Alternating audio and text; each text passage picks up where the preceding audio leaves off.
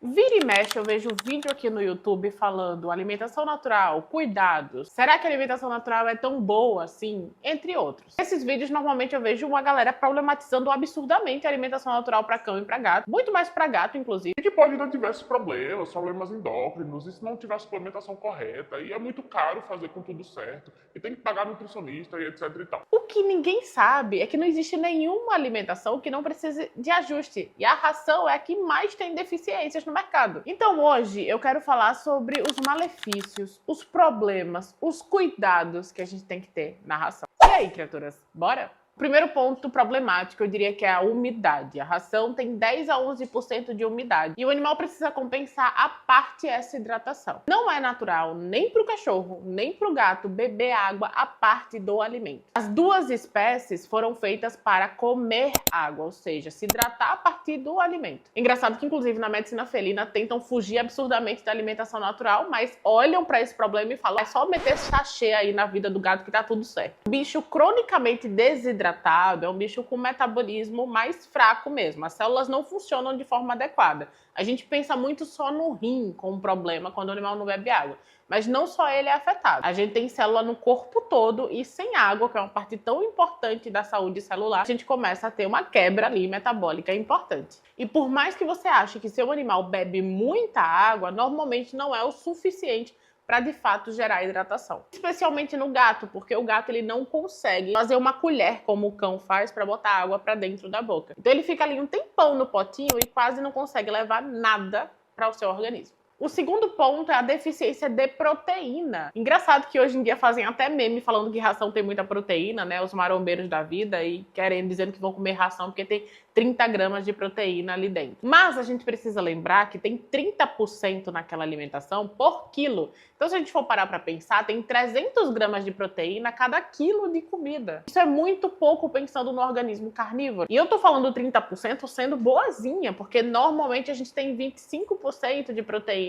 na maioria das rações. E a gente ainda tem um problema pior nessa deficiência, é que a maioria da quantidade da proteína que tem ali nesses 25, 30% não é de proteína de origem animal, e sim de proteína de origem vegetal. Então se contabiliza um monte de proteína que vem dos grãos que o cachorro e o gato não conseguem aproveitar esse tipo de proteína. Cães e gatos são carnívoros. O cachorro é um carnívoro oportunista, ou seja, consegue viver com menos proteína na vida dele. E o gato é um carnívoro estrito, precisa de muita proteína. Se na alimentação geral a menor parte é desse macronutriente tão importante, tem alguma coisa que tá falhando muito. Eita que tá balançando tudo. Aí em contrapartida da deficiência de proteína, a gente tem um excesso de carboidrato. O carboidrato não é um alimento essencial nem para o cachorro, nem para o gato, e mesmo assim é um macronutriente que a gente tem maior nível na ração. Não é estranho a gente pensar que a alimentação rica e balanceada que a gente dá para os nossos pets tem uma quantidade muito maior de um macronutriente que não é importante para eles do que macronutrientes que são importantes para eles? Bom, se você não estranha isso, você deve estar morto por dentro. Pior do que ter essa quantidade muito alta de carboidrato é ter carboidratos muito simples ali dentro, como os grãos, por exemplo, os cereais, enfim.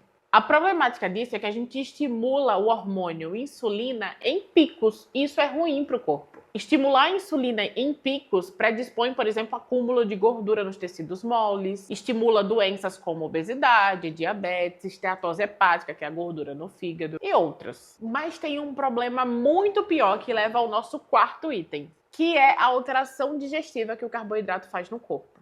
O excesso de carboidrato causa uma preguiça do estômago em produzir ácido clorídrico, que é o ácido que é importante para digerir proteína. Com o tempo desse excesso de carboidrato, o animal fica muito mais ineficaz em digerir esse macronutriente mais importante para ele, que é a proteína. Então, olha que bagunça, eu altero o pH gástrico e essa alteração faz com que o meu carnívoro não consiga digerir o que é mais importante para ele, que é a proteína. Então, com o tempo, a gente enxerga hipersensibilidades à proteína por conta disso. E essa é uma das grandes causas da gente ter problemas de pele, problemas gastrointestinais também. Outro problema que ninguém fala é deficiência nutricional de micronutrientes também. Normalmente as rações são muito pobres em vitamina D, por exemplo. A vitamina A também é altamente oxidada e a gente não tem uma boa absorção. E essas duas são vitaminas extremamente importantes para o sistema imunológico. Algumas rações também têm bastante deficiência de magnésio, que é tão importante para o trânsito intestinal e outras funções neurológicas, por exemplo.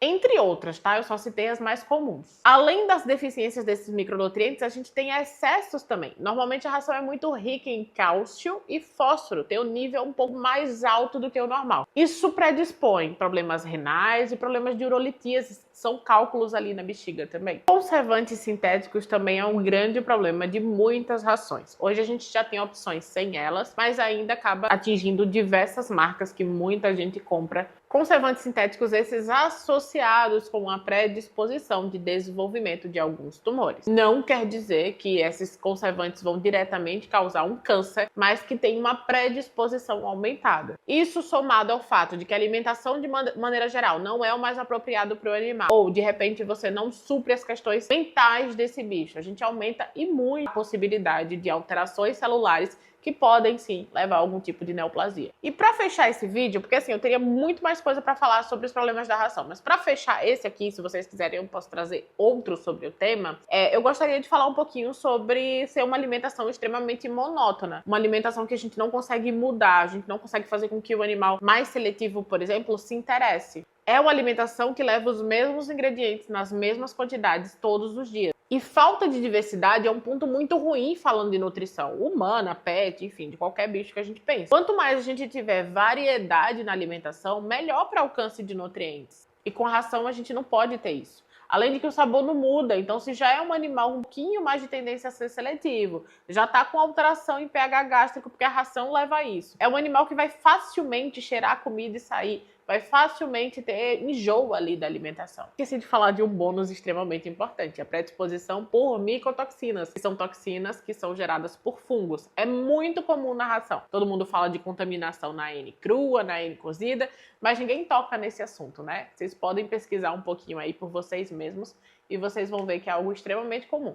Também posso trazer um vídeo só desse tema. Agora aproveita para interagir aí comigo, porque eu quero saber o que é que seu cão, que seu gato come aí na sua casa, como é que é o processo, se você mudou para alimentação natural, como é que foi essa adaptação, enfim, quero saber de tudo. Então comenta aqui embaixo que eu vou ler todos os comentários e vou responder todo mundo. Obrigada por assistir até aqui e até o próximo vídeo.